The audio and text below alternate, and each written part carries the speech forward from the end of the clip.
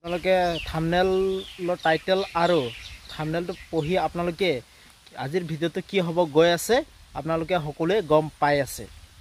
তো বলক ভিডিঅ'টো আৰম্ভ কৰোঁ। বেহাৰবাৰী আউটপোষ্টৰ অভিনেত্ৰী মণিবৰ লগতে আৰু অইন অভিনেতা অভিনেত্ৰীসকলৰ অভিনেত্ৰী সকলে কিয় বেহাৰবাৰী আউটপোষ্টত অভিনয় কৰিবলৈ এৰিলে। বেহাৰবাৰী আউটপোষ্টত সুস্মিতা বা নিকিতা বা কিয় বেহাৰবাৰী আউটপোষ্টত এওঁলোকসকলে অভিনয় কৰিবলৈ এৰিলে বা অভিনয় কৰা নাই, সকলোৰে এই প্ৰশ্ন।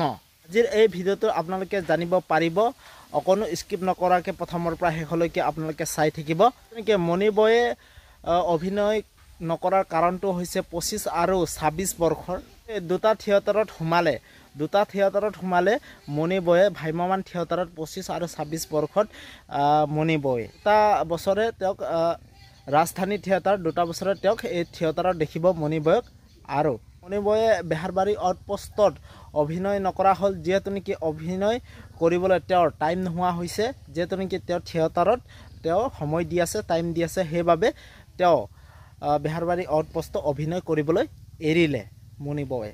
মণিবয়ৰ অভিনয় চাই আপোনালোকে কেনেকৈ পায় আৰু মণিবয়ৰ অভিনয় আপোনালোকে মিছ কৰে নে নকৰে আপোনালোকে কমেণ্ট কৰি জনাব, তেতিয়াহ'লে আপোনালোকক গম পাম। আৰু মণিবয়ৰ অভিনয় চাই আপোনালোকে লাইক এটা কৰি দিব।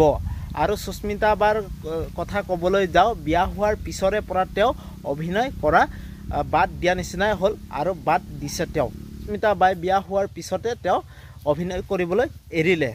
সেইটো কাৰণে মই এই ভিডিঅ'টো বনালোঁ আৰু আজিৰ ভিডিঅ'টো ইমানতে আছিলে। যিসকলে আপোনালোকে বেহাৰবাৰী আউটপোষ্ট চাই ভাল পায় প্লিজ আপোনালোকে লাইক এটা কৰি দিব মোৰ এই ভিডিঅ'টো। তো ঠিক আছে, বাই বাই। নতুন এটা ভিডিঅ' লৈ আপোনালোকক লগ পাম। তো বাই।